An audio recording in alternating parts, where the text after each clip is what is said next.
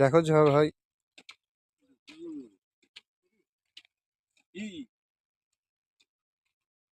হালকা করে দেও নাকি হবে? যত যাইবার এক কল দিয়ে ফিরে ফিরে চলে যাবা।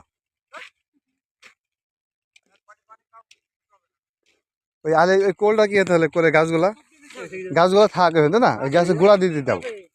হ্যাঁ হ্যাঁ হ্যাঁ, এইভাবে। নাহলে ওই ওই ই করা যাবে না, ভোগ করা যাবে না।